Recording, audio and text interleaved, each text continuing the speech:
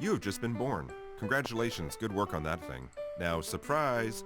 Babies are boring, so we're gonna jump ahead in time to a point where you're an adult and you've already lived a bunch of your life.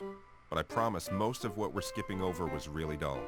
You ate a lot and slept a lot and made some friends, tears were shed, makeouts were totally had, etc. It was a bunch of high school stuff. The awesome stuff starts now.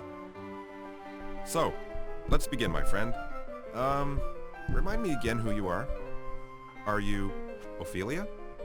She's an awesome lady in her late 20s with a calm, competent, and resourceful demeanor. She's got a +1 bonus to science, but she's also got a -1 weakness against water, so heads up. Hamlet? He's an emo teen in his early 30s. Also, he's the Prince of Denmark. Hamlet has a +1 resistance to magic, but there's no magic in this adventure, so this never gets mentioned again as of right now. Hamlet Sr.? He's the King of Denmark, 50 years old. He's super good at fighting and leading men into battle in naps. Let's say +1 to each? Look, bottom line, he's an unstoppable machine of death, and should you choose to be him, you may experience kingly glory. Play as Ophelia. Play as Hamlet. Play as Hamlet Sr. Okay, are you done? Okay. Hi guys, my name is Skwiible and welcome to Be or Not to Be. This is a game where it pretty much just described itself. That's as far as I know. I played this game in a live stream. Didn't last very long. It lasted like 5 minutes. I couldn't figure it out. I might try live streaming again, but I'm not sure how well that will turn out. Anyway, I'm gonna be Ophelia, because why the frig not? She was at the top. No. The play is Hamlet, so I want to be the main character, so I will be Hamlet. So let's be Hamlet. You are Hamlet. You're 30 years old and you're back living at home, but it's okay, because your home is a castle. That's right, ladies. You're a prince. Things have been rough lately. You had been trying to focus on your studies at Wittenberg University, where you and your bros, Horatio Rosencrantz and Guildenstern, all hang out. Guildenstern? But you were called home because your father died. Oh, I love that. Then, your dead dad's brother, Claudius, married your mom, Gertrude, 2 weeks later. Gertrude! Yep. It's made you kind of upset. You raced home to comfort her, but she's married your uncle, and that is weird. You feel weird. Right now, you're in the audience chamber of your father's castle, here in sunny Denmark. King Claudius is here, addressing his court. Laertes and Polonius are here too. Laertes is kind of a jerk, and Polonius is his father. Polonius is also the father of Ophelia, whom you're totally sweet on. She's not here though. Who knows what adventures she's having as we speak, while you're stuck in this drafty castle room listening to other people talk about their feelings. Speaking of speaking, just now Laertes says something about how now that Claudius is king, and he's attended the coronation, is it okay for him to go back to France? Claudius says, sure. Wait a minute. You'd love to leave too and go back to school, away from this weird incesty thing your mother's gotten herself into. It's so gross and weird. Ask Claudius for permission to go back to school. Hold your tongue and just wait around. Wherefore? I'm just gonna go back to school. There's a freaking skull on it. I don't know if that's like... Before you can say anything, I Claudius addresses you directly, calling you his son. On the one hand, that's entirely appropriate, especially since he just married your mom like 2 weeks ago. But on the other hand, he has brought creepy uncle to new heights. Points for that, maybe? Insult him under your breath by saying you're more than kin, i.e., you're related more than once now as both father/son and uncle/nephew, but less than kind, i.e., this relationship you're in is unnatural. In real life, people think up zingers like this on the spot all the time, so this totally makes sense. Say, you're not my real dad, and storm out of the room. That one? I don't know why I would pick any of the other ones. Well, there's only one other one. But you understand me? You understand While me? you're busy doing You're that, not your my friend real Horatio dad. bumps into you and tells you, A, he's in town for your dad's funeral/mom's wedding, and that they serve leftover appetizers from one at the other. B, ghosts are real. C, Ghosts are real. he's seen one and so have a bunch of other guys. D, it keeps showing up at the same time, and E, he's pretty sure it's the ghost of your dad. Finally, some adventure, some closure. You agree that you'll come with him tonight to see the ghost when it shows up again. It's such an obvious decision that it kind of feels like you don't even have a choice in the matter. Agree to go with Horatio tonight to see the ghost when it shows up again. guess that's the only option. Why would I? I'll be there. 11:30 sharp, you say, and Horatio leaves. 11:30. I don't know why Well, 11:30. Now you have 8 hours to blow before it's time to meet ghosts. All right. What do you want to do, Hamlet? Be Ophelia for a while. Play solitaire. Why would I want to play solitaire? You know what? Screw it. I'm gonna play solitaire. You, Hamlet, Prince of all Denmark, are now sitting in your bedroom and playing solitaire for hours and hours and hours and hours, which is a pretty colossally useless waste of your time, especially since you keep cheating. A 5 goes on top of a 3? Hamlet, really? Anyway, at this point, we're 15 games in, and wow, if you're not careful, people might start saying that your tragic flaw is, I don't know, inaction. Eventually the sun goes down, and it's almost I should have been 11:30, Ophelia. which hopefully you But remember that was as funny. the appointed hour Horatio told you about, wherein a ghost keeps showing up to bother him. Time to go meet that ghost, huh? Yep, I guess Meet up. so. I mean, You and the only Horatio option, go to so where he saw the ghost the first time. Now we play the waiting game, says Horatio. Waiting games. He's interrupted by the sound of trumpets. You look at him and raise an eyebrow. They make that noise to warn everyone that King Claudius is getting wasted, he says. Those trumpets go off every night around this time. I like his He voice. sighs. Denmark, he says. At that exact moment, something insanely crazy happens. What the frig? I'll What tell the you what the frig? frig. A ghost is here. Look, ghost. Look, ghost. Look, ghost. Don't freak out, but right now you're staring cold in the face of a specter. You can't even imagine how crazy this whole situation is. If you're getting too scared, read this next clause over and over until you're not insane with fear anymore. Everything will be okay. Okay. All right. Okay. Everything will we be can do okay. this.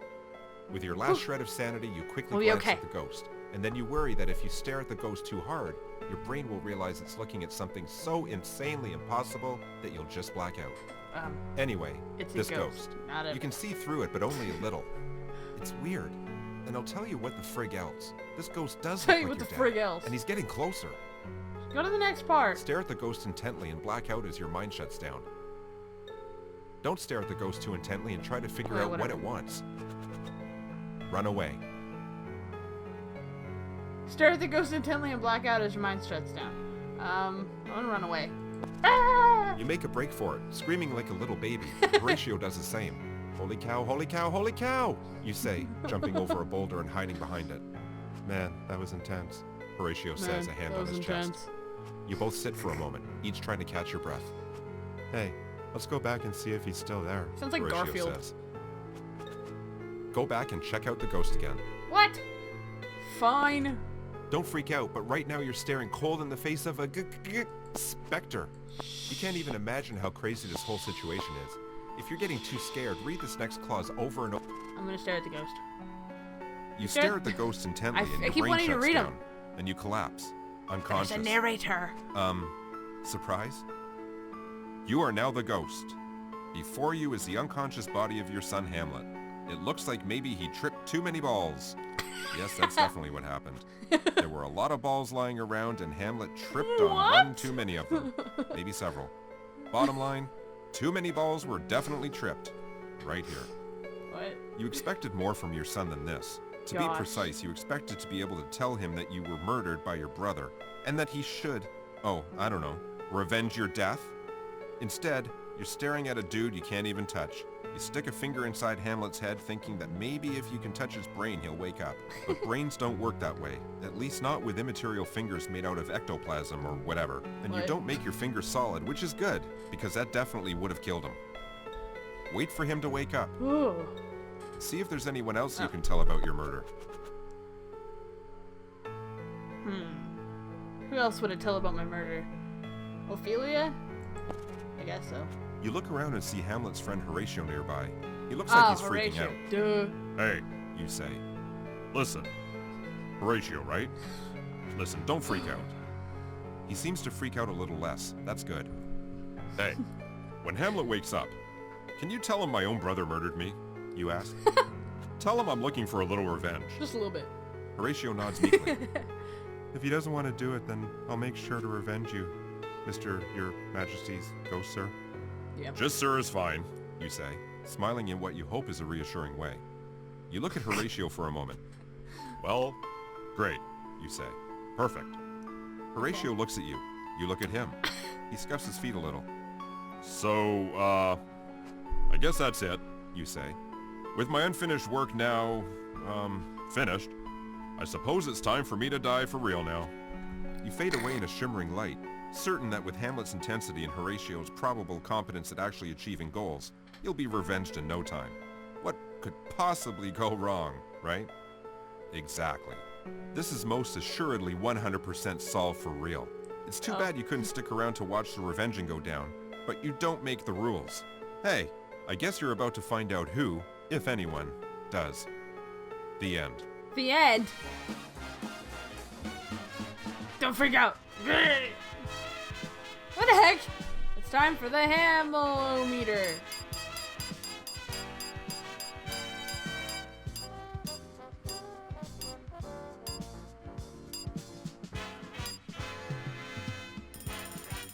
Not to be! Okay, I guess it's not to be. Okay. This game! Like, I don't get to talk at all! Okay, I made 14 choices. Game over.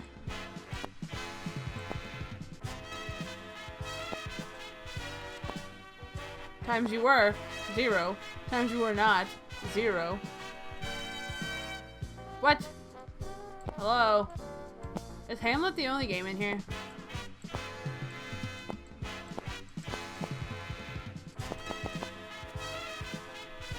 You created a better story than Shakespeare! Why not use your limitless power to go on to an all-new adventure? Restart from the checkpoint, restart the adventure, or show me the credits. Oh. Restart the adventure. Okay, so hi. Welcome to the black screen. I think I might just be too lazy to put something here. Well, maybe not. I don't know yet. Well, this video was a little long, so I'm splitting it up into 2 parts. And I'm just here to tell you that and do a little outro for you. Even though I didn't really have an outro for the whole video. Well, anyways, I hope you really liked this because I really loved playing this. And if you guys want to see more after the second part comes out, obviously, then let me know in the comments down below because I would actually love to do this again. And when you watch the second part, let me know if you would like to see it with narration or without narration, because the second part I turned the narration off so that I could talk more, even though after watching this back it wasn't that bad. So just let me know. Okay, thank you, and